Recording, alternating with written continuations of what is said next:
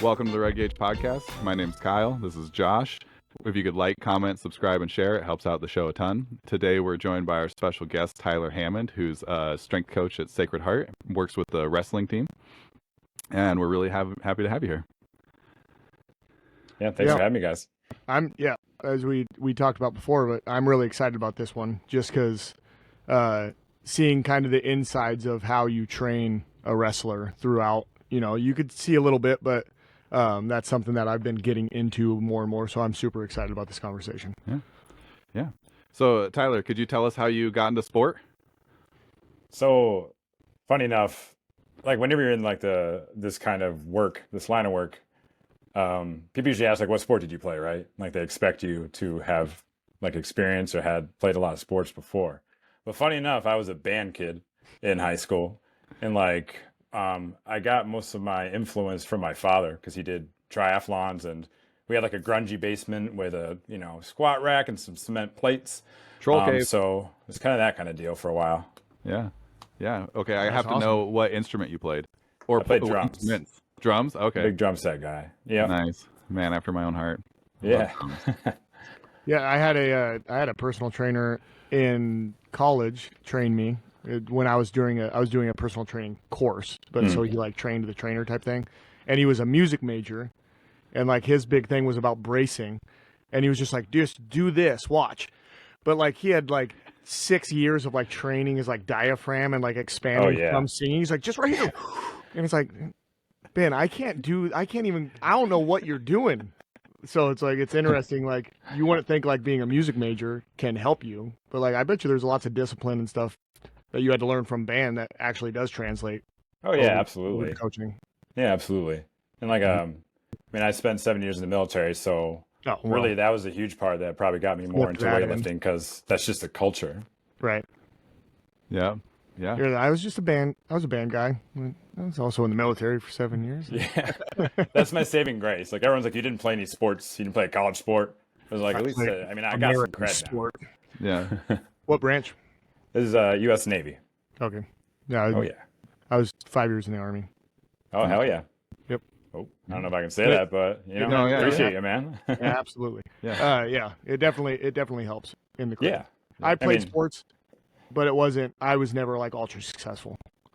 Yeah. So and some kids are like, I just had this conversation literally on the way over here. One was like, but this guy's really good, so he must know what he's saying. And it's like, that's not how it works. Yeah. Just because he can do that doesn't mean he knows how he did that or how he can make you do that. So Yeah, or how to coach you. That's a totally different thing. Yeah. Uh-huh. Yeah, But freaky people do freaky Coaching things. is a skill, just like doing it is a skill. Yeah. Oh, absolutely. So how'd you end up at Sacred Heart working in the weight room? So I finished my undergrad, and I'm from upstate New York, and I was looking for jobs. And eventually I found like a private training facility for hockey down here in Northford, Connecticut.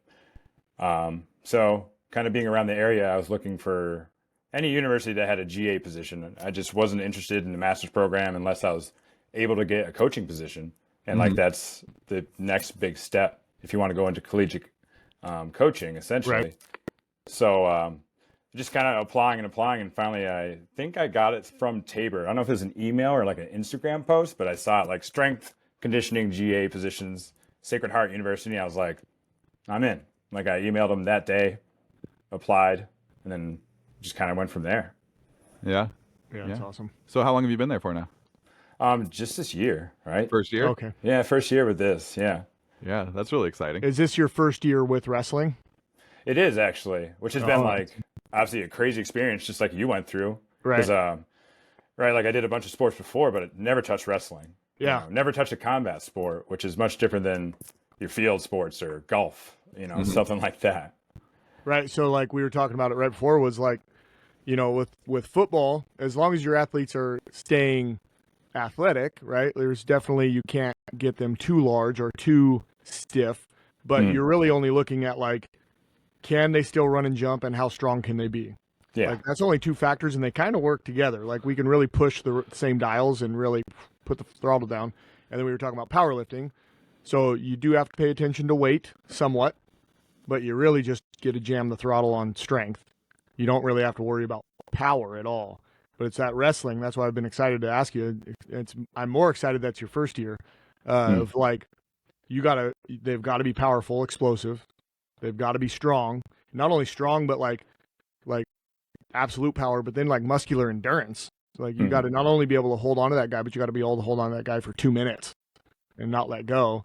Yeah. And then also like, and maybe we can talk about this right now, is like, do you get the freedom to make them heavier? If somebody naturally is getting bigger, I have heard that, especially, and I don't know how it is at Sacred Heart, but at some of the bigger schools, if you get on scholarship at whatever 170, you're 170, and like you don't have the freedom to necessarily, maybe you're like the best guy on the team, but they only have so many scholarships. So if you're all of a sudden bouncing around, that might ruin their entire like recruiting class. Sure. Because now they've recruited the wrong guy. So, yeah, that's a balancing act. Like I'm trying. Yeah. I'm trying. So do you have to spend a lot of time working on weight class decisions with your athletes? So not so much, right? That's ultimately like a head coach type of thing, right? Where they're going to be deciding whether they're going to go up or down in weight. I will say with our team, it's been kind of flexible because maybe we have enough girls on our roster that we have some leeway depending on maybe who wants to go up or down. We didn't have like a heavyweight this year. So we actually had a girl that was like 170 wrestling, again, like 200-pound plus girls, but you kind of make it work. And again, in that case, like she can bulk, I would do extra workouts with her. She just wanted to put on the weight. So you could have that allowance essentially. That's really nice to have. That's how I've lived my whole life. Yeah, just bulking. Just trying to stack it on. I was in that joke for like 15 years. My wife was always like, this has been a long bulk session. Yeah. It's been like, when's bulking that for 30 years. Coming? Like, when's that cut coming? I finally came. Yep. A little bit. Little mini cut. Yep. Yeah. So I guess, and I guess I didn't ever think about that. Maybe it's only like those like top programs, which, in wrestling especially, there's not a ton. That's one thing that I've noticed. It's really the schools that will put the money behind scholarships, like just like any scholarship sport. Maybe they only get whatever. I'll just make up a number. Maybe they're only getting 5 full-time scholarships. Well, okay, maybe they get 1 or 2 full-timers and then the rest are splitting those 3. So you might not have as many, and that gives the leeway naturally, which is nice. Like that's a good way to go. Because sometimes those bigger schools kind of are able to probably have a smaller roster as well, right? Right. So you're not able to just recruit multiple people for that weight class. I could see them getting locked in. But again, at least at our university, we have quite big rosters. So I guess there's some more leeway in that area. Yeah. A little bit more like actual competition that leads to. Yeah. So what is let's talk about training a little bit then. What is I guess we'll say you get the kids in the fall, right? So what does your preseason training look like? So yes, I do get them in the fall. I think we started in like September, and then their season actually starts early in November. So we have like a good chunk of time there. I kind of come from the world of like I also big powerlifter kind of guy. I like 531, Jim Wendler's good stuff. So really a lot of my preseason training was just building up strength.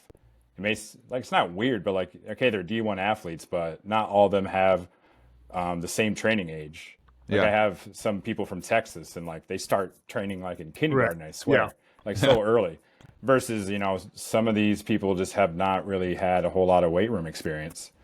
But regardless, we're still hitting a lot of strength preseason as long as I can, right? Until we start to really transition to some more power-based stuff. But just a lot of strength training, your squats, heavy benches, that kind of thing. Yeah, just basics, meat and potatoes training. It really is. Yeah.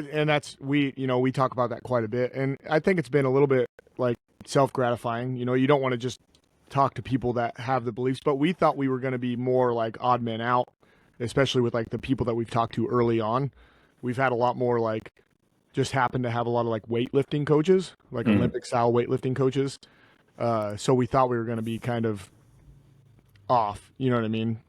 Just because if you're trying to be a really good Olympic weightlifter, you really need to just do those things. Everything's kind of wrapped around the movements because it's such a specific thing. But it's been kind of nice to see like everybody, and it's not like you don't hear that, but like don't reinvent the wheel. Like Yeah. if you're listening to a coach that has like, if you have to look up every other program because you've never heard of this exercise before, like, I don't necessarily know how good that is. Now, if you're doing anything, that's good. Mhm. If you're listening to this and you just got on a new program and you're exercising, do that. Yeah. Whatever is going to make you exercise for a long time, that's really good. But I do think we get a little too fancy. Yeah. Sometimes. Absolutely. Do you appreciate the people who come in with the older training age? Do you like the people who come in fresh? Like, what would you, if there was a high school junior right now debating whether or not they should start lifting weights? What would your advice be? Oh, absolutely. like start earlier, because not that I you don't like them more, but it's just it's like you don't have to teach them as much. And granted, you're still going to find cues and there's going to be issues no matter, again, how long they've trained, because you have people with long training age and you're like, what is that squat? Like, that's not depth. Right. Yeah. You know? Well, But, look, But I'm rounding over. yeah, bending right at the back. That's good. But yeah, like it definitely helps if you're going to be getting into, I think if you aspire to go into collegiate sports, then you should start training in high school at a minimum, right? Yeah. I noticed that the advice that is given, there's still not like a consensus, and I don't know why, because weight training's pretty safe. It's very effective. And it doesn't require a huge amount of time. It doesn't really interfere with your sport. Like, there's no real downsides to it, and there's only upsides. I guess, it is hard when you have to go through that first couple weeks of trying to get into shape a little bit, and you're going to be stiff and slow, and, it's going to, struggle a little bit to perform. But once you get through that first couple weeks, it's just a part of your day-to-day thing. Like, it doesn't make a huge difference in terms of the rest of the stuff you're doing. Yeah, like if I get I'll just use a sport. If I get volleyball players at the first day of school, they just started last week. They started their volleyball season, so they're a week into volleyball and they're day one. If they've never lifted before, like even if we're going slow, they're probably going to be sore. So then they're going to be mad because we're about to be in a game and now I'm sore. Right. So like I see where coaches, and sometimes I'll get that, like, what are you doing in there? Yeah. So well, we did body squats. What are you doing, coach? Like, why the hell have they not done a squat? It's like, Right. So I can get the frustration there, but the answer is they just need to be preparing for their season prior. Like, let's not wait for a week into the season to start thinking about being better for that. Right. So, and then, I deal with a lot of coaches. What I tell the kids is, like, there are some sports where every game is important. You know what I mean? There just are. Like if it's baseball or football, like you're going to be judged basketball. You're going to be judged on your record at the end. So every game is important, but there's stuff like track or wrestling where the later matches or meets are way more important than the early ones. Yeah. It's not important until you get to a qualifier. So let's train through that stuff, right? Like at our level, we can. At your level, it might be different where they're watching everything, or maybe they're competing for positions. But like, let's just and I usually tell the kids, like, you tell me when it's an important one, because some kids might be like, I have one boy that he's kind of like at that Division I level. Like, if you know that you're going up against somebody that might have a scout there, like we're kind of a small school, we don't really get like no one's coming to watch us, but we have kids that might compete against somebody that is being watched. It's like, fine, that's fine. Maybe we're gonna treat that like a big meet, and we're going like 75 or 50% the day before, and we're gonna just prepare for the meet on game day. But I try to have that relationship. Like, listen, you can't be coach, we got a baseball game 3 days out. That's awesome. Like, when do we want to lift? You have a game 3 days after that game, and you have, what I mean, like that mentality, you're never going to get better ever. So it's tough though, because coaches want their kids fresh. Yeah. Oh yeah. And like to that point, like it's important at least that, well, hopefully you have a coach that understands strength and conditioning, right? And then understands, because the coach I have right now, she's amazing, but she understands that they're going to be sore, or that they'll be sore from practice. It's kind of like having that nice balance between the two of like, hey, what do you got going on? How do they look in practice today? Or how hard was practice today? Did you really dog them out? And then that can kind of help me kind of tune what we do in the weight room. Right. That's the key piece right there. If she understands more, that allows you to have that relationship to balance. I think we've talked about that on one of the other podcasts, is like, you gotta talk. There's got to be a relationship there, or you have no idea what volume you're actually doing. So like a baseball coach might be like, "Hey, take it easier on their shoulders." Like, okay, I can do that. But then what I don't realize is they didn't do much throwing for a whole week. Yeah. And I also took it off. Right? Like, well, crap, I could have, if you would have told me that, like, I could have went up a little bit, or maybe the other way. Like, I'm usually pretty easy on their shoulders because I know that that's the first thing you're going to get yelled at training baseball kids is shoulder. So yeah, and if you got a good relationship with your strength and conditioning coach, you can also offload some of that, like, you know, just the running and bear crawls and whatever crazy stuff you want to do just for conditioning. That can maybe turn into technique time, and you can give your strength and conditioning coach, be like, hey, they need a little, you know, we need a little aerobic capacity, you know, give them some stuff to do on the mats or whatever. And, you know, it helps shift where you need to spend your time as a coach. Yeah. And I think at the college level, you probably run into coaches that have branched out a little bit more. Like they probably have, not every high school coach. I don't expect every high school coach that comes in to like have a base of strength and conditioning. Mm-hmm. So we do pick it up, but it is nice sometimes when the coach says like, this is what I would like. Even if it's not exactly what I want, like I just enjoy that they're thinking about that aspect. And like I said, like you can tweak a program in ways that really make it seem like this is our darling. We're really doing this. Where it's really like, okay, it's the same program, but we're just kind of tweaking here or there. Yeah, absolutely. I don't let them take the keys to the car. But do you run a lot of the like aerobic conditioning portion of it in the preseason? Is there? So I don't really know. I mean, that kind of goes again to just having the conversation with the coach because she handles like majority of the conditioning in the wrestling room, which for the most part, that's actually really great for their sport. You can't get any more sports specific than that. But pretty much leaves it, like you said, I can just do like strength and power development. Like I can just focus on those things, and then I don't really have to do a whole lot of conditioning. Yeah. So coming from other sports, I mean, you said you were doing hockey, which that's, I feel like a whole other, like. That's a whole different. Yeah. They're their own, like, I swear, they're training wise, they're just their own monster. Yeah, like that's such a specific thing. Like I just tried to in my head think of like exercises that super directly transfer to hockey. You know what I mean? Like slide boards, lateral lunges, like things that are just out of the box, but works for them. Develop your punching strength. Yeah, practice pushing people into a wall. Do some boxing. But is there anything that you've branched out, or even like have you? This is a really good question. Have you found any strength coaches that like you've really relied on over the last year? Like, is there somebody that's like, oh my gosh, I've been following this person that's like an awesome strength coach in the wrestling world? Like, have you kind of just stayed in your own lane, or have all of a sudden you discovered other people that are like, oh man, these guys are really doing it right?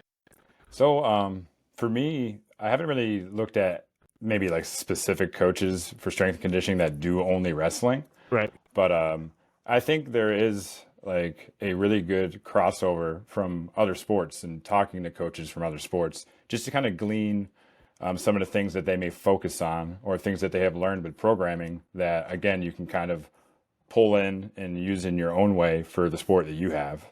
Because like before I did the hockey, I did a bunch of internships at just a D3 college, like a small town D3 college. And there's like one strength coach and every single team possible. Right. So even from that, it's kind of like I learned a ton. I learned an absolute ton because you just have to do things so differently. And yet, like, a lot of it's not so different after all. You know what I mean? Yeah. I was just talking to my class today about that. Like, at my level, like I'm the strength coach for every sport. Yeah. So, but I was like, you know, and they were like, oh, that seems like a lot of learning. I was like, it is. You definitely, if you're a good coach, you should always be learning, right? Yeah. And trying to find what the pros are doing. But really, like, you know, I'll just say the number 85. 85% of the program is the same. Yeah. We're tweaking it. It looks different because you might be in the preseason and you're in season and you're off season. So like you guys look like you're doing different things, but really a lot of the programming is the same. And then I try to make sure that I'm adding in things that I know are a little bit more sport specific as you can get. I don't try to get insanely, you know, sometimes the sport specific exercises I look at and I'm like, you might as well just have done more squats and then swung a baseball bat. Like 100% agree with that. So that fancy thing. I guess I just don't like. Yeah. I just don't like fancy weight rooms or something. I don't know what it is.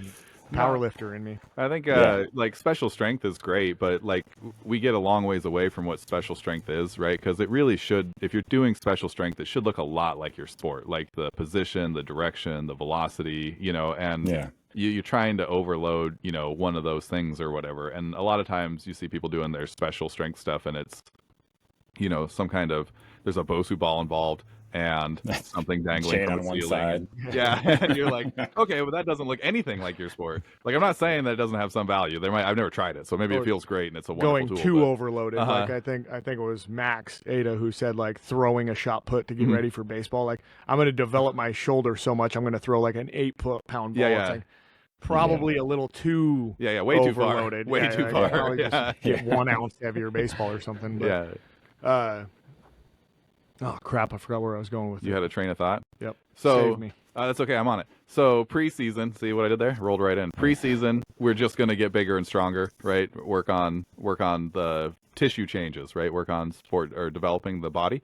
When you're in season, what does it look like? What does your in-season training look like? Do you guys end up peaking pretty hard for wrestling, or like how long is your season? I guess 12 weeks, 14. Well, it's November until right in the beginning of March. Okay. Yeah, so quite a bit of time. Yeah. after all of 16 that. or Over 18 4 weeks, months, maybe. yeah. Yeah. Yeah. So Yeah. I mean, you can try to peak, right? But you have a long season, and then you really have to start toning things down to a degree, so you're not beating them up because practice time gets basically doubled.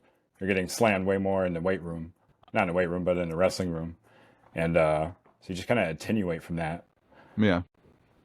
That's kind of what me and the wrestling coach have kind of agreed with, was like I'm allowed, and like I said, I don't know if it's the correct thing, but it's where we're at, trying to find how to properly train these kids. I'm allowed to push them pretty hard until the preseason or until the postseason is like, it's a postseason week. Mm-hmm. And then I really kind of dial back how much we talk about the kids that are overweight or underweight. Like it only happened for one kid, but like one kid was no longer allowed to run. He was getting too low in his weight class, but like I try to help out a couple days a week to make sure that they're staying underweight. This is probably a stupid assumption, but I would imagine college wrestlers are a little bit better at trying to maintain, whereas like my kids are like, Coach, I'm 8 pounds over, and it's like, when's the match? And they're like, in 3 hours. It's like, when the hell? They're like, how did you get 8 pounds over? Like, oh, I ate thirds at Olive Garden on Sunday night. Like, oh, shit. I don't know what to tell you, buddy. Get on the treadmill. Yeah. And that could kind of come from the coach and even you doing weigh-ins, right? Because we usually catch ours like a week or two before. Like our head coach is, I'd say, like disciplined enough to just be like, all right, every week I want to see where your weight's at. How often do the girls wrestle at your level? Is it weekly or is it? So in the season, it was nearly weekly, Okay. which is just a lot to have to manage, right? And then some ladies travel, some don't. So even that, you're splitting up the team. Kind of like, I can bang you up a little bit more because you're staying back and you're not wrestling all weekend. Mm-hmm. But yeah, almost every week. Just, sometimes you get a couple weekends throughout the season, but we're burning pretty hard right up until, again, nationals that just finished up. Yeah. Yeah, one of the reasons I like to get kids, like, younger athletes to lift weights, high school kids to lift weights, is that they do get to experiment with the process of going through peaking and going through a postseason and all that kind of stuff while utilizing the weight room, because the weight room's really good for changing tissue, and it's really good for, developing a skill, which can include power, right? Like, getting much more explosive or much faster at your activity, but not really both at the same time. Like it's, you kind of got to pick one or the other to focus on. And I remember when I was a kid and starting lifting weights, I did all my own programming because I was kind of a stubborn asshole and I was virtually uncoachable. But As a kid, he's still virtually uncoachable. Yeah, but I remember our coach had just a ton of literature on training, and I read everything I could, and a lot of the peaking programs at the time were like 12-week peaks. And I didn't understand, again, being new to sport, that all of those 12-week peaks were like they were taking all the special sports supplements that you can no longer take in sports, and The so special sport supplements. and so like I tried that first 12-week peak and like tore my abs, tore a hamstring, like ended up just being super messed up because the intensity just kept climbing and climbing and climbing, as I was getting closer and closer to what I was going to be the big day. And like now I'm like, okay, my peaks now are like 5 or 6 weeks, they're, And even that's 35, 40 days. yeah, kind of. Yeah. A lot of people probably couldn't even handle that. Like, Yeah. the peak doesn't need to even be that aggressive. Yeah. And so, like I think that's a great thing to go through. So you know what it's like to actually enter a postseason and when that fitness, because, you do all the volume work and your fitness just goes up and up and up and up. And then you start peaking and your performance goes up and up and up, but your fitness starts going down. Right. And so you can only ride that fitness decrease and performance increase for so long. It's before, a race. Yeah. And then the performance will start dipping too. And you end up in a real bad spot in a big hurry. And I think that's a great thing to go through before you get to college. Oh, absolutely. Yeah. And like, even like trying to peak with a sport like wrestling, it's just difficult because again, you had that 4 months. Mhm. But I feel like the strategy I tried to take more so is just to continue to build that strength again during the preseason and then just maintain it. Yeah. Like just enough of a dose just to maintain their strength levels. And it's going to taper off after 4 months, but Right. like you still do what you can and then just focus again on what the coach wants, which is going to be powerful, right? I want my wrestlers powerful, whether they know what that means or not. But Right. Yeah. it's always I want them quick and I want them powerful. Like, okay, Yeah. we'll get them there. Do you still have the girls? Do you have access to them year round, or do you only get them during the season? No, I get them all year round. So they actually just took 2 weeks off. We are just talking about, they get sore. Oh, coach, I'm Right, sore. yeah. They just took 2 weeks off and I just had my first session back with them today. So I get a little bit of off-season time, about 6 weeks before they go off to summer. And then they, they really stick to their summer programming, right? Yeah. No. Yeah, I'm sure. But I do get them. So like even right now, it's off-season. We can have some fun. We're just conventional deadlifts. They're going to be sore as heck tomorrow, but Good. we can do that stuff, Mm-hmm. We don't have to worry about the wrestling right now. Yeah. Yeah, that's when you were talking. I don't know what sparked this thought, but you were talking about like the benefits of lifting early, like in the sport. But like one thing as a coach, and I've been to a lot of coaches' clinics, football coaching, and one thing you hear a lot about is like having a culture of winning, like having a winning culture. Like how do you create a winning culture? It's really like the biggest thing. And if you could learn how to create a winning culture, like you're probably going to get lots of jobs. Mm-hmm. But it's hard to win. It's hard to win a wrestling match. It's hard to win a football game. It's hard to win a baseball game because everybody there is also trained to win. Mm-hmm. And the other team also has worked hard and the other team also has athletes, right? So it is very difficult to win things. It's not difficult to win in the weight room. Yeah. So like it is much easier to create a culture of winning by having a good weight room culture.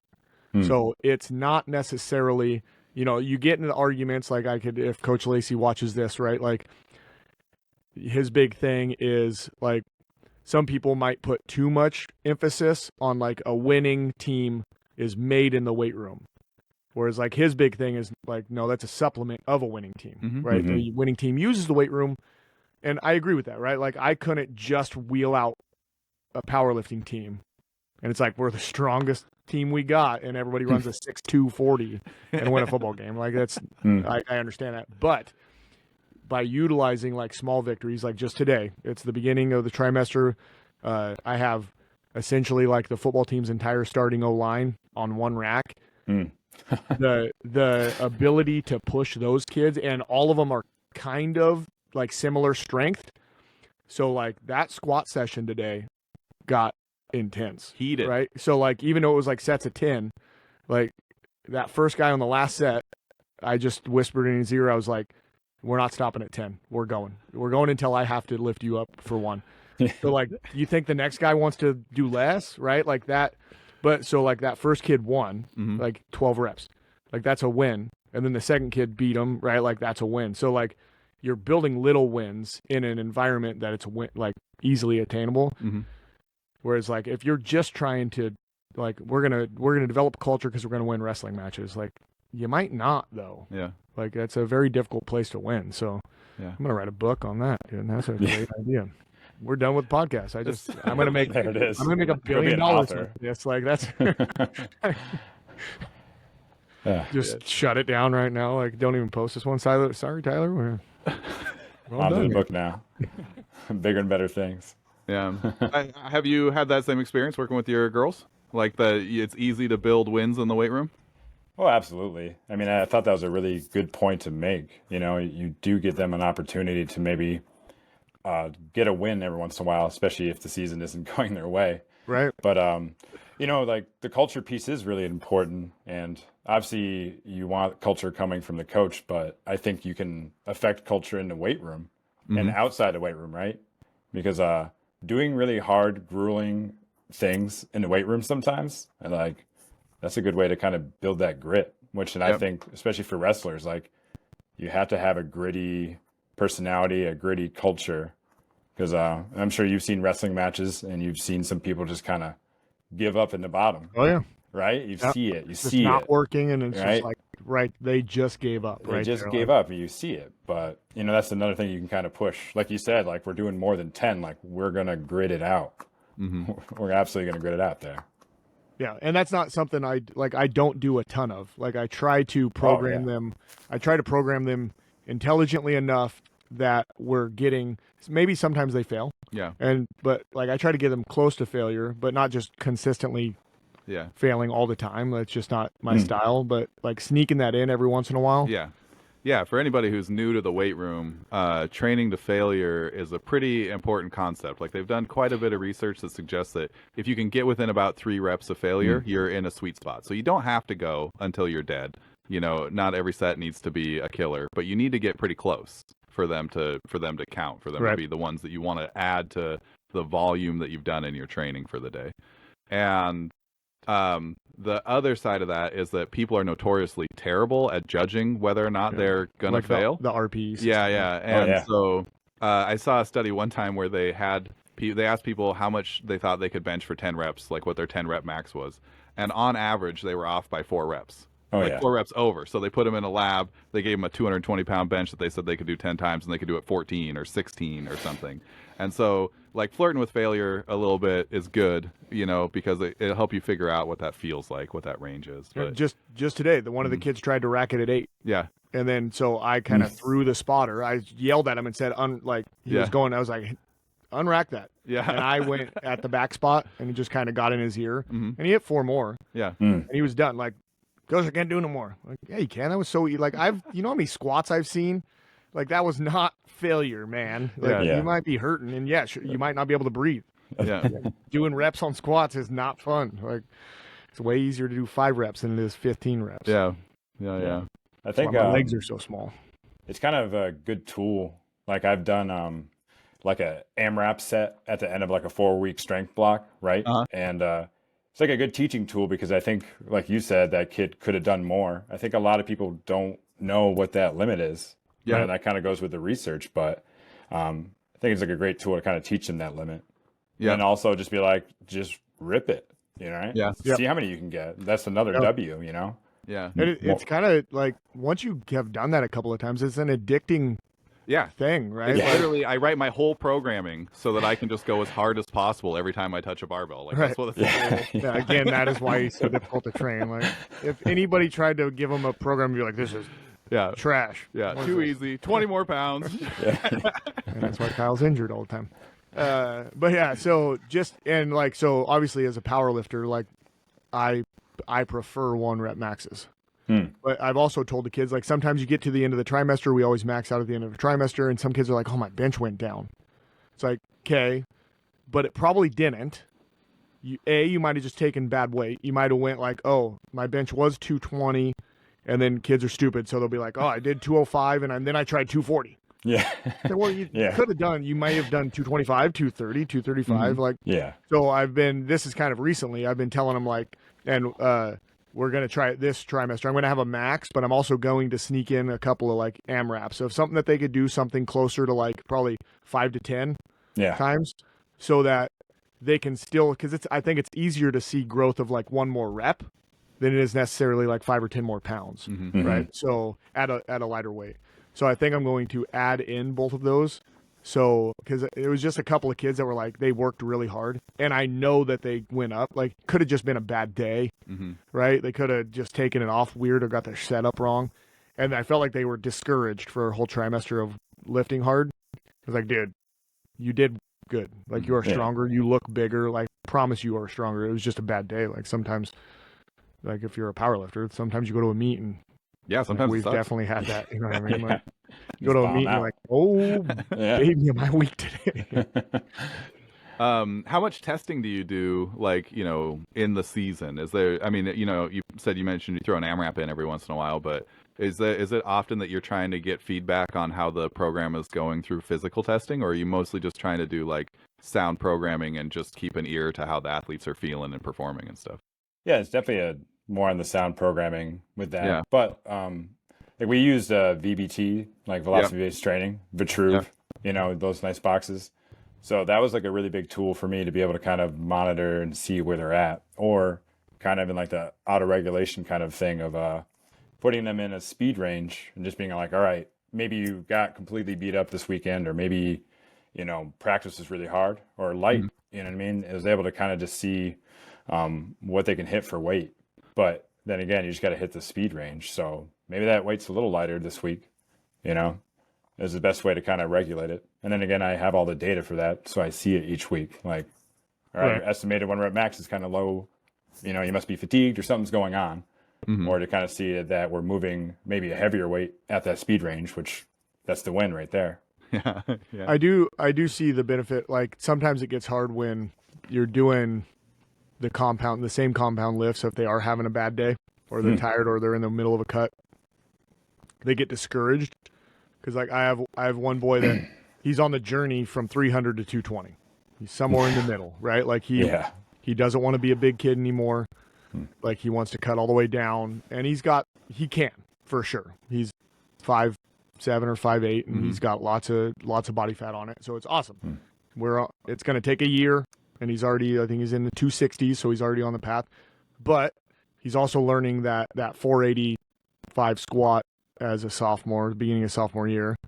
Like, I tell him, like, if you're 220 and a senior and you squat 475, so your whole career you went minus 10 pounds in your squat, way more impressive, man. Yeah. Like that 220, you know what I'm saying? Like that, keeping the same squat at that body loss, but kids aren't great at that. So I feel like having the velocity, just making sure that they're staying in that path. Maybe they're thinking less like, oh, it's a little less weight today. Whereas my kids tend to get discouraged. Yeah. Like, I can't do it today. I got to go down weight. So I do think, now at my level, I can't, I guess I could just have like I don't even know if we could afford like freaking cameras like this. Like, stopwatches, like reeling in the stopwatch. Somewhere between 1 and 7 seconds there.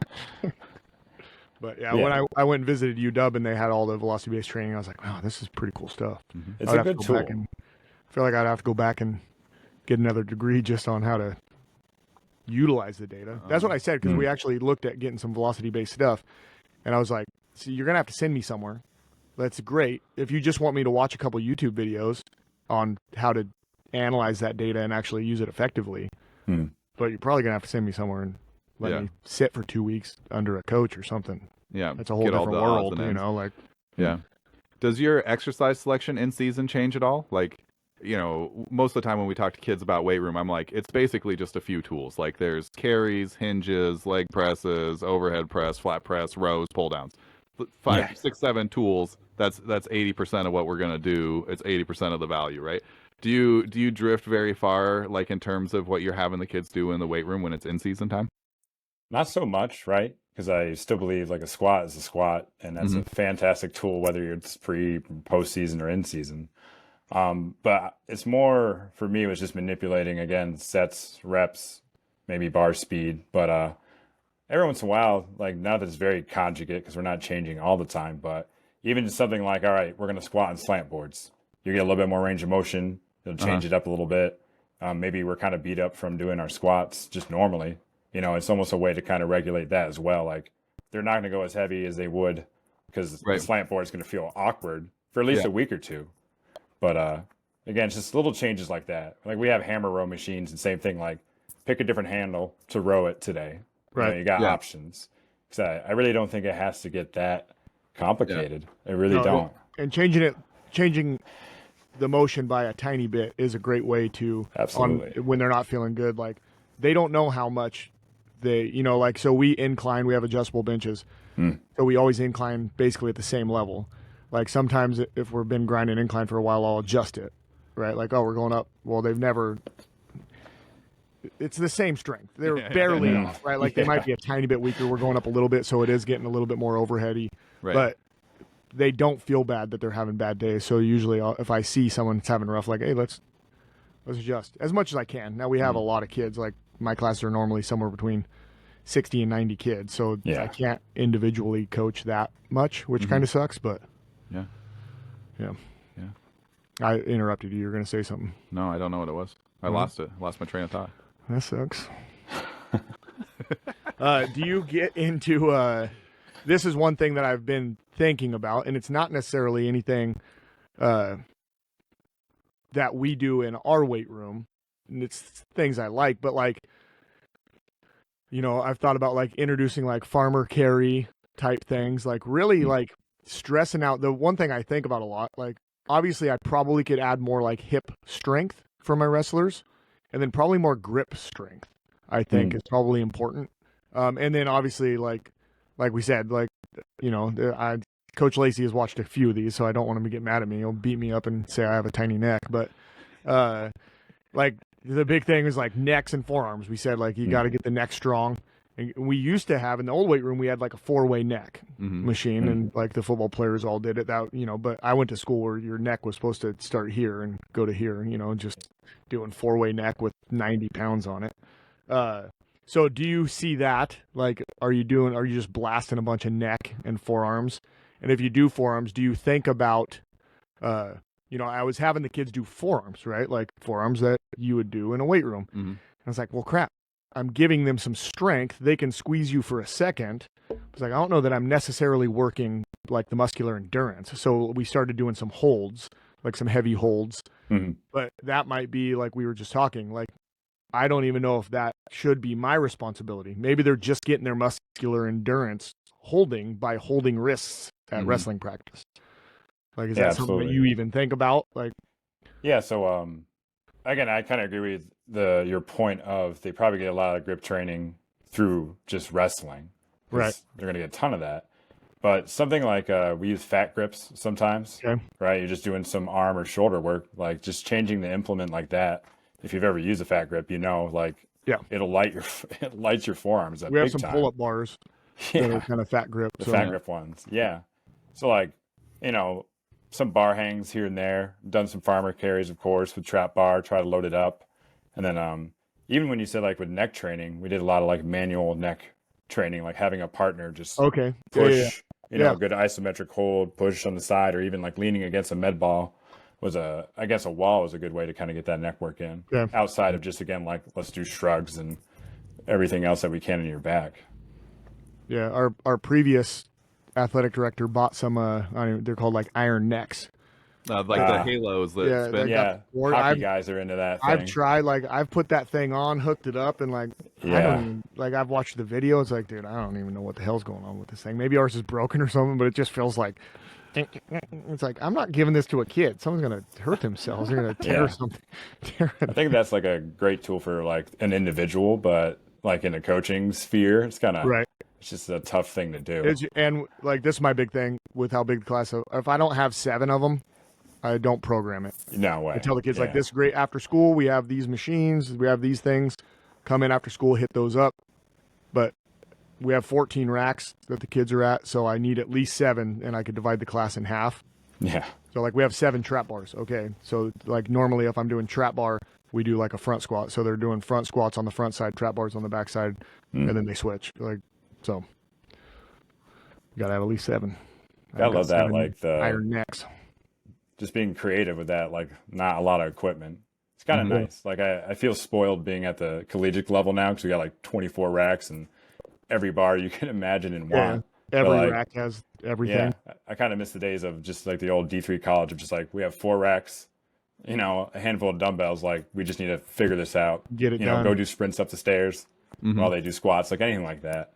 There is, and maybe as you get to a bigger college, you should have more motivated athletes. I guess I shouldn't say you're going to have. There are probably plenty of unmotivated people that get to that level.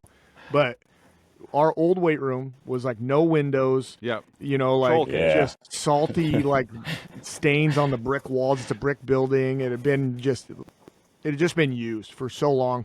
Yeah. There was no posters on posters. You'd like tear down a poster and it was just an older like Michael Jordan poster, and under that it was like it was just an older basketball player. Yeah, it was just what's going on here. It was just a cave. It was an absolute cave.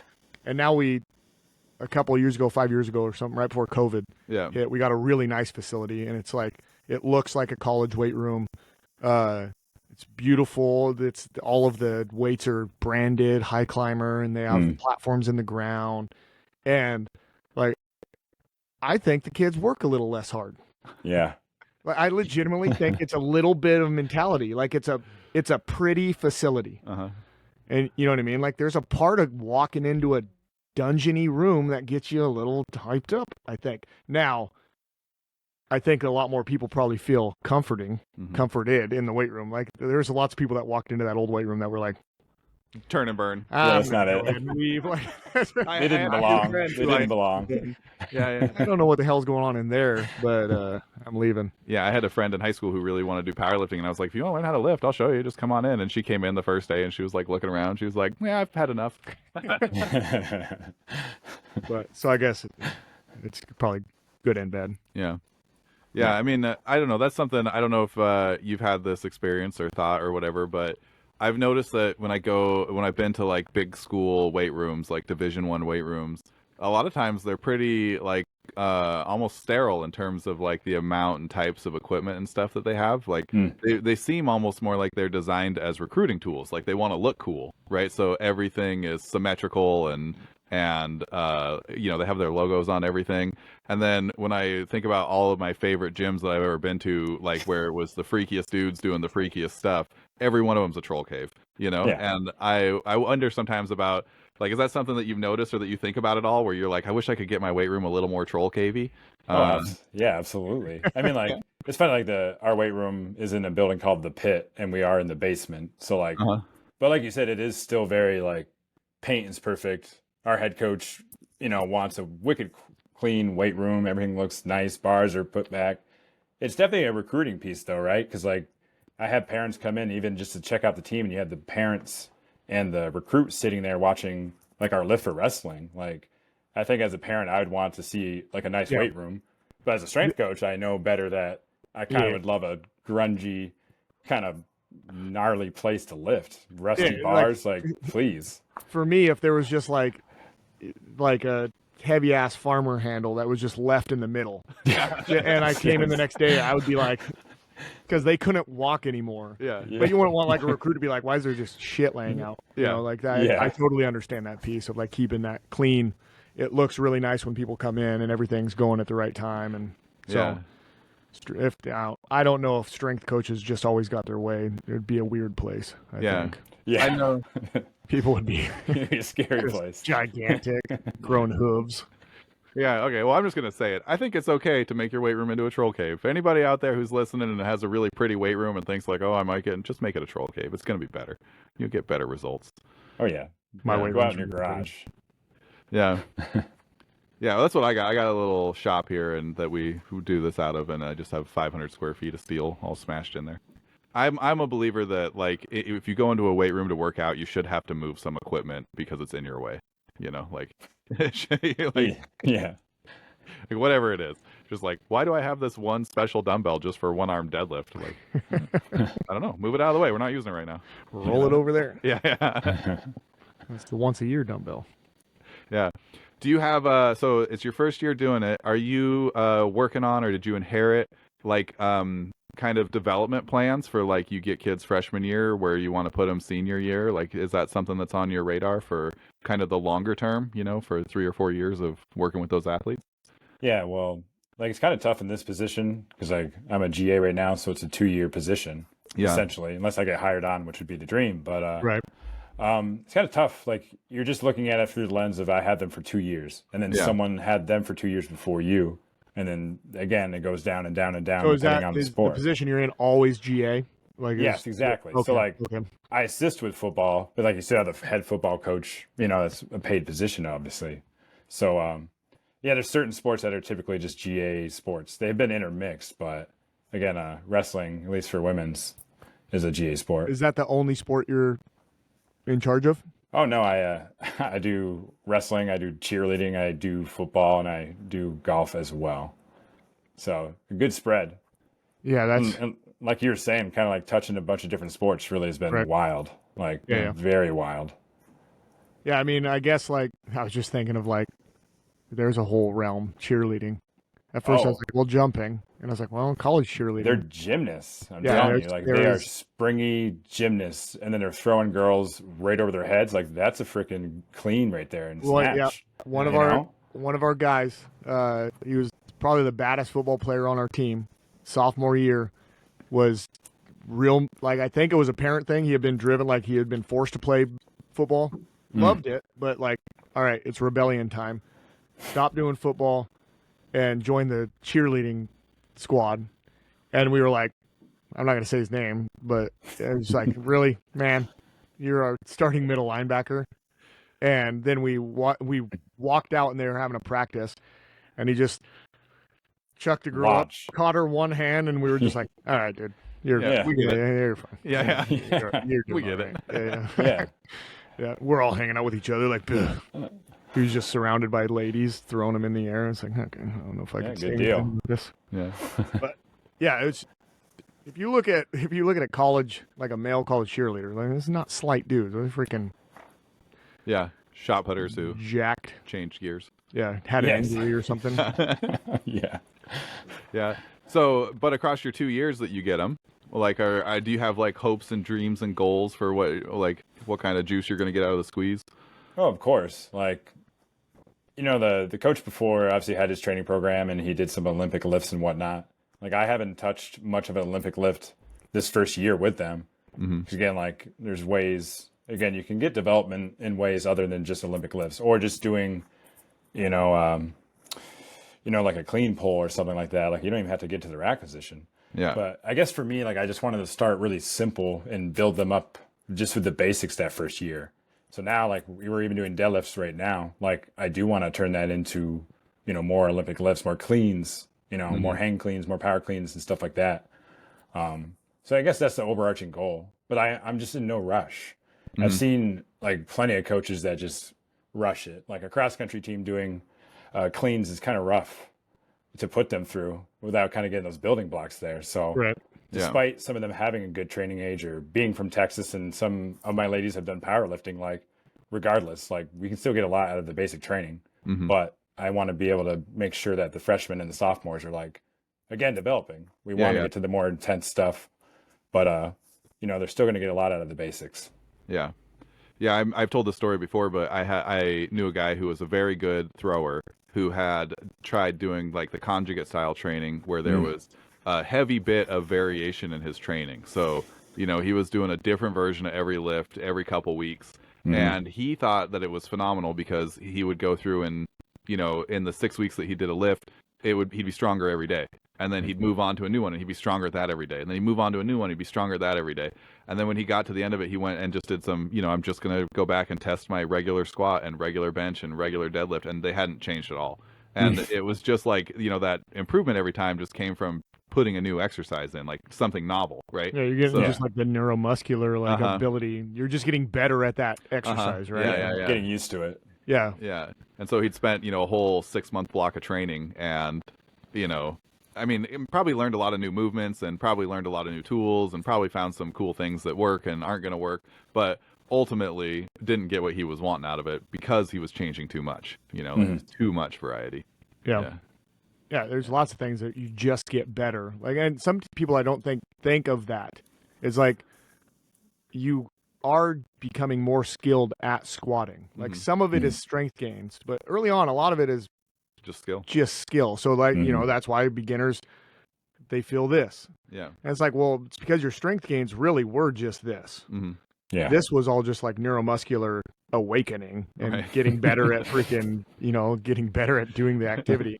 That's why, like, you see some guys that talk about, like, you want to do better at pull-ups, like, do your pull-up day, but then every day, like 6 times a day, do a pull-up perfectly. Yeah. And just get better at doing the damn exercise, and you'll get better at doing the exercise. It's a crazy-ass concept. Yeah. If you want to get better at something, do that. Yeah.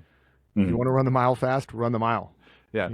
Which goes back, I think that's why you mentioned earlier, the in season, it's more about maintaining fitness than driving fitness, right? Because you should be doing your sport first, right? Like whatever it is that you want to do. The weight room's an amazing tool. It's phenomenal. But like if you want to be a golfer, you have to golf. If you want to be a shot putter, you got to throw a shot put. It's a tool. Yeah. Yeah. It's a tool. It doesn't replace skill. There are some sports I think lend to like where strength can replace skill more, right? Like there's certain positions on a football field you might not, like if you're a running back, but you're just an up the gut kind of guy. You're not real fast. You're not going to make a cut, but your legs are tree trunks and you can get real low. Like you're going to have some success, but eventually that strength is going to, like, eventually the people on the other side are going to be good enough that won't matter, right? There's some things, golf, like it is really good to have a good strength program, but that isn't itself going to do anything. Yeah. You know what I mean? Like I'm fairly strong human. Like people won't even golf with me anymore. I live on a golf course. Like I just have to golf alone. I'm just so, because you're so good at it. No, not at all. I'm just so bad at it. Like my thing is like, if I golf with you, like I won't even take a second shot. I'll swing and you swing and then I'll just go to your ball. Like and we'll just go. You don't need to watch me hit it 9 times before I get to yours. So people are just like, dude, this is crazy. I suck at it though. I like it. Yeah. Suck at golf. Oh. Heard a dog. Yeah. Sorry. You're That's good. okay. A little puppy. Hopefully it's your dog. Yeah. That's some random dog in the house. Yeah. So when you're running the weight room, like, what's your big focus for working with your athletes? Like, do you spend more time, trying to build the team? Do you spend more time trying to change tissue? Do you spend more time trying to educate them? Like, what's your big focus, like personally, that you try to work on with kids? So I think, the main focus is really just training, right? Yeah. For the most part. But, like we said, you're trying to build a little bit of culture, right? Build a little bit of a team. Even if it's just like in a weight room, like they're going to have all their team kind of stuff going on outside, but you can still build a good team and a good culture just within the weight room, which is huge. I kind of feel like, in a way, like you two are teachers. I feel like strength coach, essentially, I feel like a teacher most of the time. Yeah. You know what I mean? Or at least I take it on from that philosophy that, again, not everyone's going to have the training age that they need, or maybe they haven't been training long enough. Because even today, like for deadlifts, like I'm still teaching girls how to do a conventional deadlift, right? Maybe they've only trap bar deadlift throughout high school, which is common, right? Or not. Or not at all. There's always that. So it's kind of a big balance. Like, I want to push what we're doing in the weight room, obviously, and that's a big focus. But it doesn't hurt to slow it down. And no matter what level you're at, D1 or anything higher or lower, like it's just worth it to take it slow to be able to really, again, teach them how to do it correctly. And that's like for you, I guess it's interesting because your coach probably has access to those kids all year. So they're doing team building. So like for me, you could do stuff outside, like so like a football coach, you can have contact with the kids, but they can't do any football related stuff for a long time, right? Because that's just against the rules. Just in your season, you're allowed to do it. So for me, like I see the kids way more than any of the head coaches, right? So like, even though they're the head coach, like I need to realize that I'll say more throughout the year to those kids about their sport probably than their own coach. So like it's big, like it probably at the high school level does fall. The team building probably falls on the weight room a little bit more. Then the higher you get, the more involved the coaches are probably going to be year round, and they could set their culture and everything like that. And then it does kind of fall a little bit more like you almost get to focus more strictly on training the athletes, like getting them up to their absolute strength, like whatever strength numbers you want them, and just ready. Yeah. I think it really depends on the coach too, because like every coach is going to approach culture differently. Right. And like the size of the team, like the head coach on the football team, like he's not going to know every guy very well. And like as a strength coach, I do know a lot of those guys a lot better. Right. than probably some of the higher coaches, which is again, a great point. To say like for wrestling, again, like we have a small enough team that I think the head coach has a very close like relationship with them, and in a way you can kind of be, I guess, like a different outlet for them. Because I'm sure like you'll have kids that are just more comfortable to talk to you about things. Yeah. Which I think is it's just important. You can be more than just like a strength coach, like not to sound corny, but like it's just like kind of life coaching at times. Mm-hmm. Oh yeah. Right. Or therapist, whatever that they need in that moment. Yeah. If you're not interested in that, you probably shouldn't get into coaching or Really? be so good at it that you can have a team of people underneath you. Like you better Yeah. be really good immediately. Cause that's a the high school level. That's a gigantic. No, That's you're okay. fine. I got We're two gonna blue plan- healers. They're freaking wolves, man.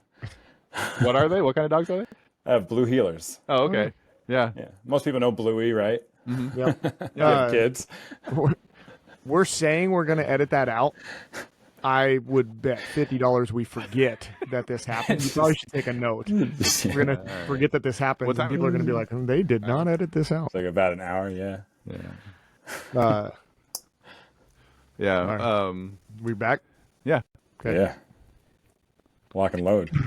Maybe we could put some effects, like coming back in. Yeah. Like Wayne's World. But yeah, so yeah, you like I'm maybe 3-part strength coach, 2-part like life coach, for sure. I agree with that. You know? It's just a part of the job. I feel like you said, if you're not able to communicate and have those kinds of relationships with people, you're going to have a hard time coaching.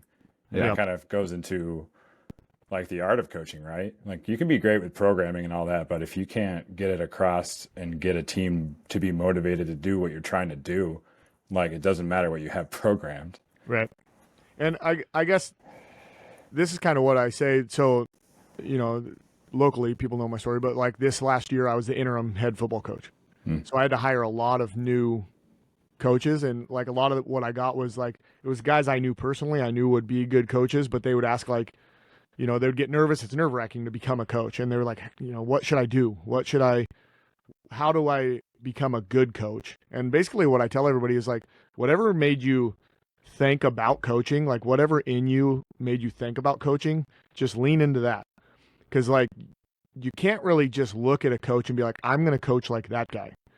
Like I'm more of a relationship builder, and like I love that, like the aspect of like recruiting and motivation. There might be somebody that's like super interested in the X's and O's. Yeah, that's me, right? Or the programming, Yeah. right? Yeah. Like, so like we're a good fit. We make a really good team. We used to coach the powerlifting team together. Like those were probably our best years because we had like, I could be tough and do right. I get to push and pull the kids, and then right, Kyle like loves programming and he would pick up the other ones. So it's good to, if you have an opportunity to have multiple coaches, like it's probably good to have Find some diversity in your staff. diversity of Yeah. styles, because Yeah. like you can be really good, super like I'm into the programming, but there's got to be some pull, right? And maybe the pull is just success, like external success. A winning culture has been built, so you can just be there pushing them, right? But if that winning culture goes away, that head coach leaves, right? Like somebody's got to pick up that slack. So you better be good at doing something, some sort of relationship building. I don't know. I've never been a part of like an ultra successful like juggernaut of a program, right? Like sometimes I guess the program could be so good that it is the program that keeps it going through coaches and stuff. Yeah. Have you found that, have you had coaches that you really enjoy working with because they're the peanut butter to your jelly, Ooh, Yeah, absolutely. I mean, I feel like I'm super lucky to be in the college setting because we have a lot of paid coaches there, and everyone's completely different in their coaching style and in like programming. Just like our head coach is fantastic in the sense that he really leaves it up to you. Which when you have that free reign, you can really start to do whatever you would like to do or what you kind of gravitate towards or what you're familiar with. But again, with that, all the other coaches have completely different takes on things, different personalities. Same thing, like I'm a big culture guy. I like relationships. I think that's a good way to kind of push things. But we also have very analytical people that are super into data. Like we have a guy that took down all his data for even like VBT and made his own charts for just the team, which is fantastic use of data for that. But like, I don't know how to do Python. Like, I'll learn some stuff. You know what I mean? Like, Right. it's just great to have that as just a background, and having that just team aspect of everyone being very different. Mm-hmm. Yeah, being given the ability to do the things that you know, I think is important too. Like you were saying, like coming from a powerlifting background, like I could teach kids, like, and I can teach a clean, right? Like I've watched enough video to teach a clean, and I could teach the snatch. I know what a snatch is supposed to look like, but I'm not like super versed in the techniques and all of the small lifts that you would do. Like if somebody's struggling right here, oh, they need to be doing, you know, like mid chest pull to a jerk, or, you know what I'm saying? Like the little things. So having the ability to try to complete the puzzle, right? Like, okay, we're both trying to work on explosive power. Well, I'm going to do that just through my background. Yes. Complete it. Whereas if you kind of get into a program, and you do see it sometimes, especially in football, you know, the football coaches a lot of times really love Olympic lifts. So they might want a program that is wrapped around the Olympic lifts, which if you're, you know, like if you're really good at them, like we just had Spencer Arnold, and he's down in Hebron, down in Georgia. It's a wonderful program, but he's an Olympic lifting coach, right? Like he has coached a gold medalist. He could, like, it doesn't matter what his program, like being that good and knowledgeable at whatever he's doing is going to be successful. So like if you're a coach and you're listening to this, like you really should allow your coaches to coach what they're comfortable in, because they're going to be more successful than necessarily making them go do lifts or learn lifts and be outside. Because I can do enough that if you were just a football coach and you came in, you'd be like, that guy knows Olympic lifting. But if one of those other guys, if Max or anybody came on, they're going to be like, you missed 94 cues on that one. Like, what were you even watching the lift? What the hell was going on there? From the setup, he was wrong, because they just that depth of knowledge. Whereas, like, if it's a power lifter, like immediately I could be walking by and the peripheral notice like knees going in on a squat, or you know what I mean, like hips tilted. So it's just what you're good at. Like lean into what you're good at and still learn. Like I don't not learn. Especially since we started this podcast, I've learned more about Olympic lifting than I ever thought I would. Yeah, same for me. Like coming to the college setting, especially like you said, football, like cleans are like the thing. Right. And over the last year, I have learned to clean, like really have learned to clean. And that's kind of why I chose not to really do the Olympic lifts with wrestling, right? Because again, I know my squats, I know my bench, I know my deadlifts. Like what tools can I use to kind of produce power? Again, I use VBT, but I can still use a squat. You know what I mean? Because, I mean, I'm not saying you can't implement those in your program, but at least for me, I have a hard time implementing a lift that I don't have some experience with. Not that I have to be a master, but just something so I know how it feels. So again, when you have those weird cues or that doesn't look right, at least I have something to give them from my own experience. Yeah. And I just found, like, because I'm not necessarily super versed in the cues, it's going to take me longer to make you better. So now, are we spending time lifting at your potential, or are we spending time with Monroe trying to catch up and get you better? Which it's the same thing with when we do speed, right? I'm not super versed in speed. No one has ever confused me with a fast person. So like I've always, like, my dream is having a co-teacher that is like a track coach. Like they know everything about speed. So again, I'm not out there like learning slow bits at a time, and all of a sudden it's like, okay, oh cool, I learned this new thing that could help the athletes. I think that kind of slices both ways, because I've also seen I'm absolutely gonna butcher the study. I should go reread it so I don't forget, but they had a large group of running coaches, and I want to say they were sprinting coaches, but it might have just been running coaches, look at video of runners and try to identify technical inefficiencies. And as a group, they weren't good at it. You know what I mean? Like, even though they've been doing it for a long time, like everybody was an experienced coach. They'd all had lots of practice and everything, but there was a pretty big variety in terms of, you know, what they picked up on and didn't pick up on. You know, I don't know where I'm going with that. I think it's worth it to learn. And a little bit of like an experienced coach doesn't always mean, like, even an experienced and successful coach, just like we said, like some would be like a technician.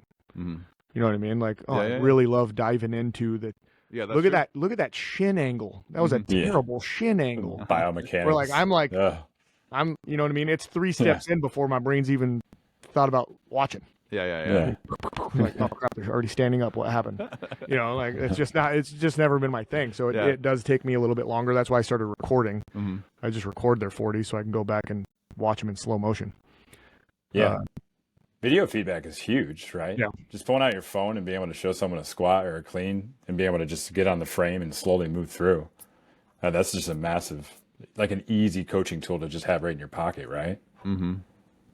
Yeah. But yeah, I think I mentioned this before, but at some point I need to try to amass like a collection of cues that are what it feels like instead of what it looks like. Like that was always something that was really interesting to me. Track was my sport before injury ended my career, but I was always a pretty good mimic, and so I could look like somebody that you showed me video of. But the results were just like haphazard, like, I mean, scattershot performances, you know? And it was largely because I didn't understand what was happening, you know, like I didn't know what it was supposed to feel like, you know, like and that's always a hard thing to talk to athletes about, is to talk about like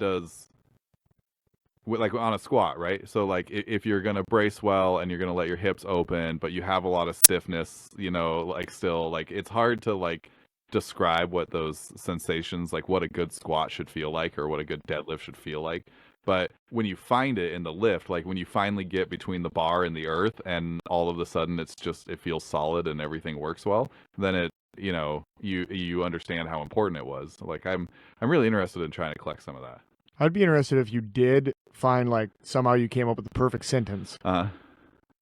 Like that is assuming that your brain is feeling a squat in the same way that I feel a squat. Right. You know what I mean? Like, yeah. First off, from the first unrack, my brain is feeling, dude, we could be benching right now. Like it's like squat, but for the upper body.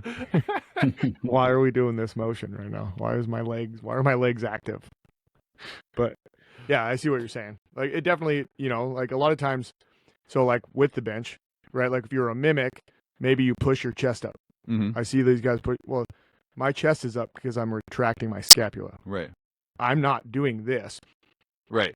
So like you're all of a sudden you look right, but like none of the cues are correct, and actually probably makes it harder for a coach because they're like, yeah, I don't know. He's good. Yeah, he looks good to me. He's good, but he's not actually you're not actually doing any of the actual cues. So yeah, that's interesting. Yeah. I wonder how many people do that.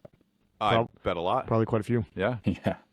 Yeah, for me, the real eye-opener was I went to a big track meet once, and I threw against a guy who ended up going to the Olympics, and he was the same height, same weight, you know, really similar strength numbers. If you had written us side by side on a sheet of paper, you know, all the reach, height, weight, bench, squat, deadlift, vertical, 40, and you'd given it to another coach, they'd be like, I'll take either one. I don't care. You know, you pick. And he threw 20 feet further than I did. And it was like, oh, okay, like there's something I'm really not doing right here. Yeah. Like, you know, but yeah. You got any, we try to get advice out for everybody, you know, at some point in the show. Do you have any advice for people who are thinking about like college sports are going to be a thing for me? Like what can they bring to the show? Well, kind of like what we talked about before with like, even like recruits that are interested in high school, I still really think, just start lifting. Yeah. Like plain and simple, like find a way to get in a weight room, find someone that'll teach you those things. Because it seems like at least almost every single collegiate sport is lifting now, right? And you look like past 10, 20 years before that, like that wasn't so common. But like, again, like the dance team, cheer team, all those teams are lifting weight room. Yeah. So again, if you're looking to get into collegiate sports, you know, start getting in the gym as much as you can. Yeah. And obviously do your sport as hard as you can. Yeah. Yeah. So I want to get this in before we leave because I know you wanted to keep it around an hour. Every episode we do what's called the Monroe's Random Ask Question. Okay, and I got it's kind of a themed one. And it works here, okay, because it's been real stormy over here. And like for me, I'm like, oh, look at that wind. It was kind of rainy. I'm like, oh, it's a storm. All right, but you're from the Northeast. And I feel like you're a storm. If you were over here, you would probably be like, what? A storm? What are you talking about? It's sprinkling. This is the craziest storm you've ever been in. And you got to go last because your storms are probably going to kick our storm's ass. So you could start. Okay. Best storm, I guess. Maybe not craziest. Yeah, best storm. Yeah. So we had up here, so in the Pacific Northwest in 1996. So how many years is that? No one cares. Nobody cares. 20. 29 years ago? Oh, shit. Oh, I'm so old. Yeah, almost 30 years. We had an ice storm, and so we just got frozen rain for like a week, and it killed like the tops, all the trees fell off, and you couldn't go outside because everything was deadly and trying to murder you.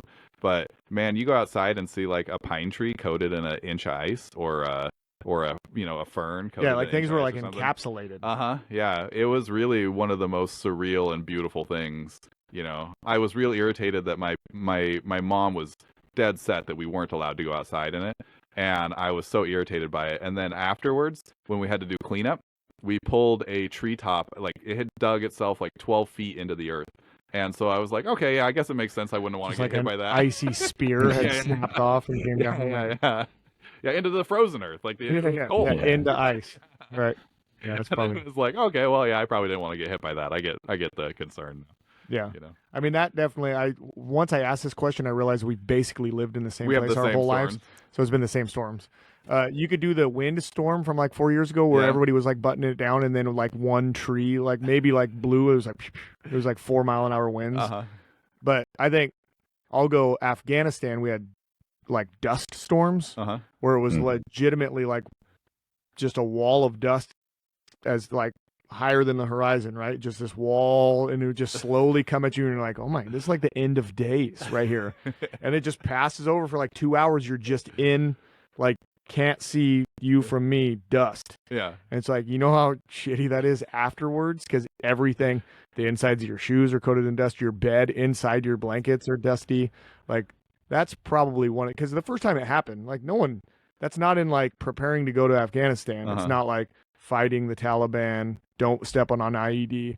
By the way, every once in a while, the desert's just going to rise up and cover you. It's a terrifying thing. So that's probably, I think, the ice storm is probably a big one. There was a snowstorm in 2008. That was real bad. That was the year we got married. That was a pretty bad one. Yeah, we've had a couple 2 foot of snows in the last 10 years. That was pretty wild. Yeah, dust storm was pretty cool.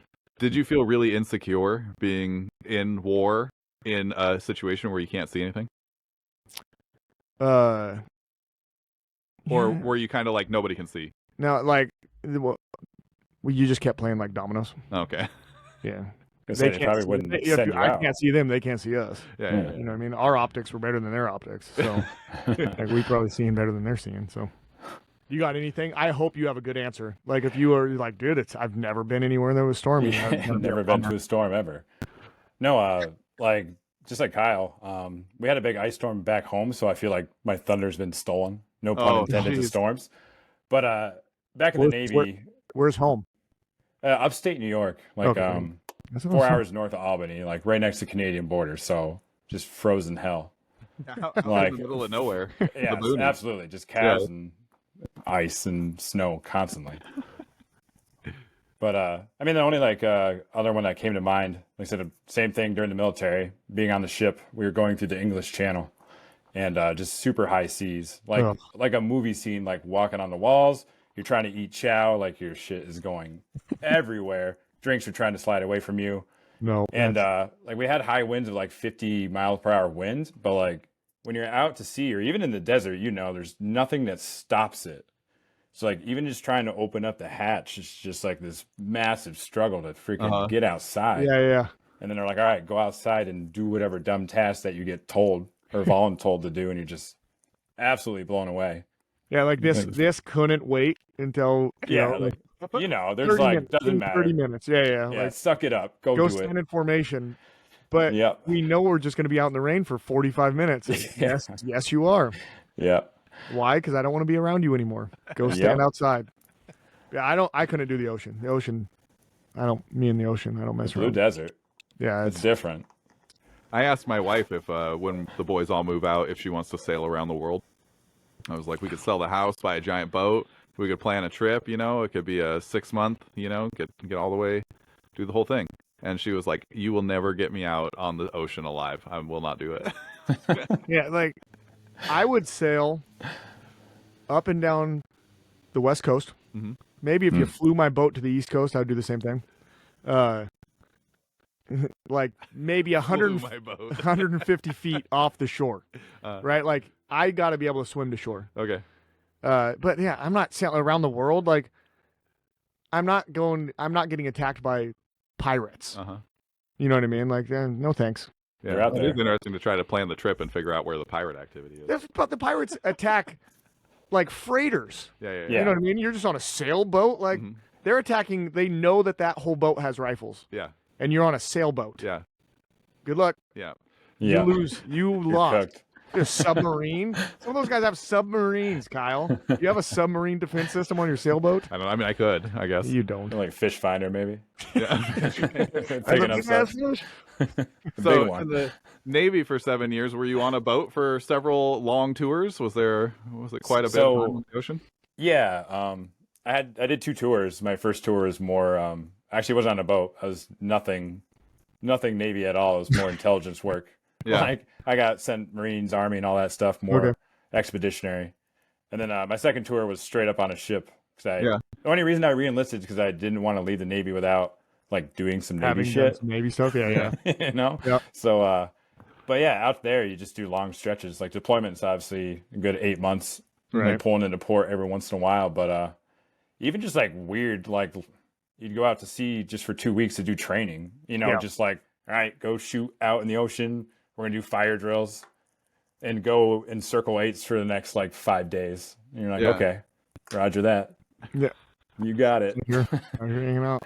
Yeah, this has gotten a little off the rails, but whatever. That's good. Who the hell cares? One time, so we have a training center in a city, maybe it's like a 3-hour drive away from the base that I was at. It was Yakima, and I was stationed here in Washington, and we all just like it was a full-on like battalion mission. We all got in our strikers. I was in a striker unit, like going up I-5. It's the main highway here in Washington, like buttoned up, like we were gunned up and everything, driving down the highway all the way down I-90, 3-hour drive.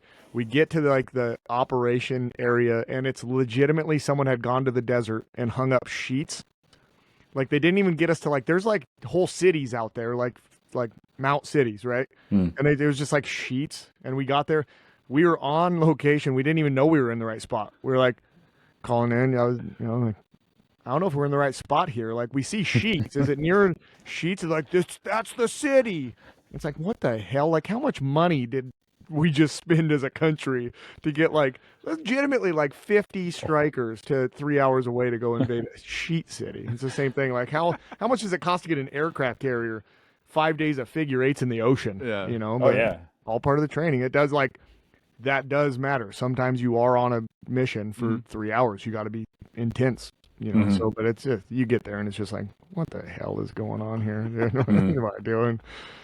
Suffering with the boys. Yeah. Yeah.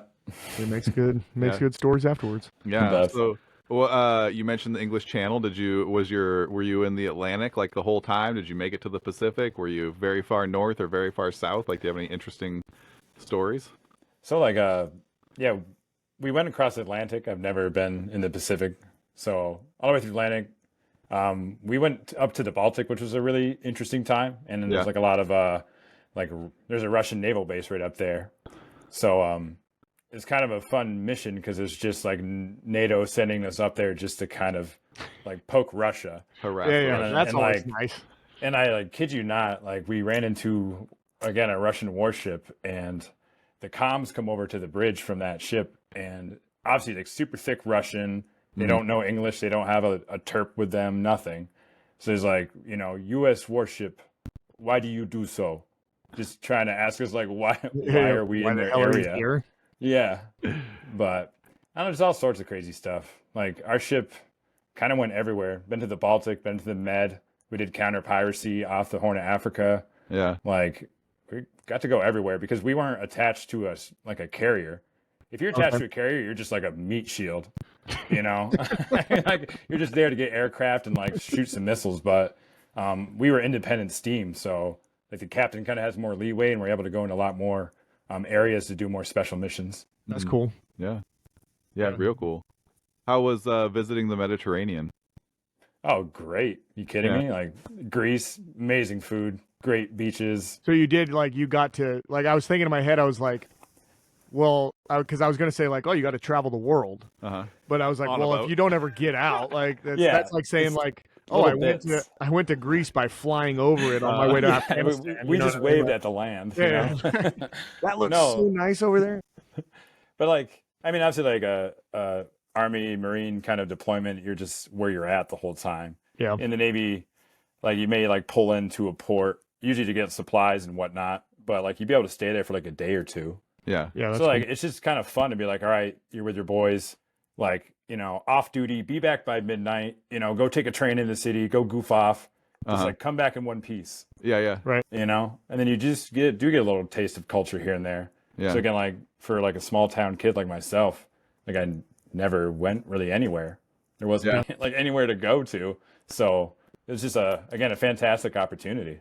Yeah. I think mentally though, like that is, I think, more important. I think people would agree, like for like naval, like people in the Navy, because when you're doing your mission or on a way to a mission, you're on a boat with just the people around you. Like Yeah, you get Oh, yeah. pretty stir crazy. I was on, even though I was like I was in the infantry, I was on small bases, but I Yeah. could stand up, I could walk over here, and I could walk over there, and I'm looking at scenery, and you know what I mean. Like we're Yeah. going on patrols to over here, and so like I'm not, even though I'm stuck in a space, I'm not moving spaces. Like we have the ability to be humans in a space. Like it's probably important for people's psychology to get off the boat Yeah. and get out of the metal walls and see Yeah. land.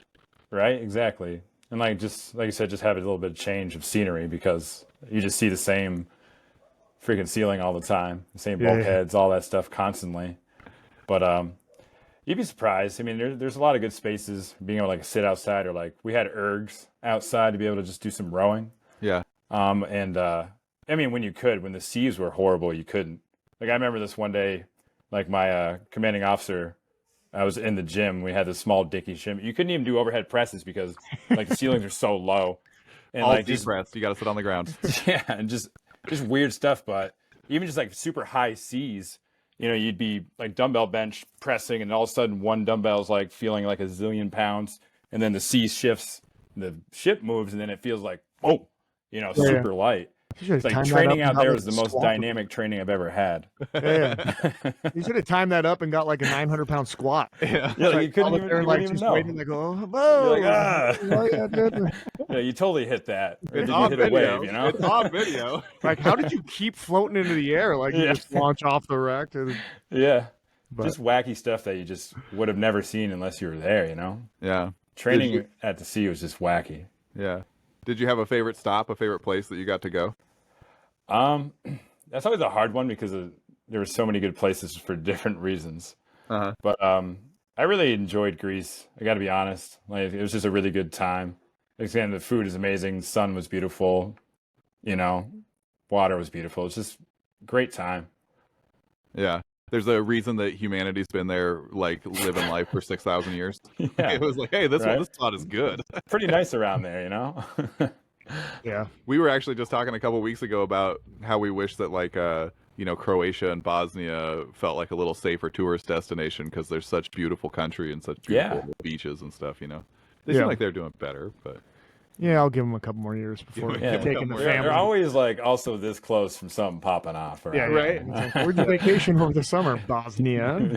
Good or bad? Took a weekend in Croatia. yeah, Yeah. Yeah, I watch people that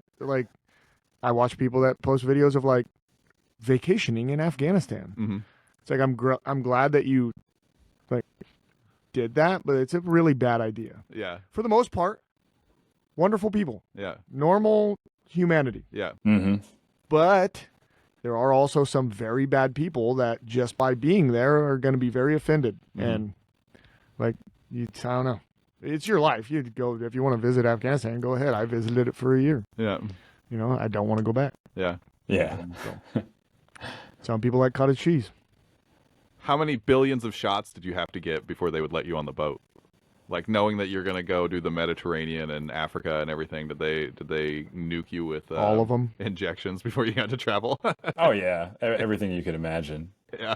I feel like even boot camp, even for the Army, you must get a ton of freaking yeah. shots for everything. I might be inventing this, but I feel like I remember it was just like it just had like 6 needles. Yeah. And it was just like, Yeah. you're like, the what was gun, that? You told me right? 2 of them, and they're like, don't worry about the other ones. Don't worry about it. Yeah, it's just like a hallway of needle experimental. guns. Yeah. I was like, did you even clean that? I feel like you just poked that in him. Like, remember that thing you signed? That was all for the needle gun. It was all for the needle gun. But I'm probably imagining that. Yeah. Yeah. I'm sure they changed the needles. All right. Well. Hopefully. Yeah, I mean, we went long. We were trying to keep it to an hour. We Okay. rambled. We kind of got off the rails at the end. That's my favorite. That's my favorite part. Yeah. I'm not gonna lie. I love talking just craziness. Yeah, Yeah. X's and O's on training, and then whatever. Like everybody comes with interesting life stories. It's always fun to hear where people have been and what they've done and stuff. And I just like the opportunity. Like I said, like some people probably come on. We've had people on the podcast that go on podcasts a lot, and they are invited to talk at, clinics, and they're professors. So, who asks a professor like personal stories? Like they're just so used to talking about their stuff. Like I hope it's an avenue that's enjoyable for them to get to talk about other things necessarily than just the hardest of the sciences, because that's most of the time what you want, right? Like, holy crap, you just wrote this paper. Deep dive. Yeah. And it is their life's work, so they want to talk about it. But I also want to know about your Navy service. Yeah. Yeah. So cool. All right. Well, I'm gonna say goodbye to everybody, but you want to stay on for a minute? Sure. All right. Bye, everybody. Bye. Like, comment, subscribe, share. We appreciate the help.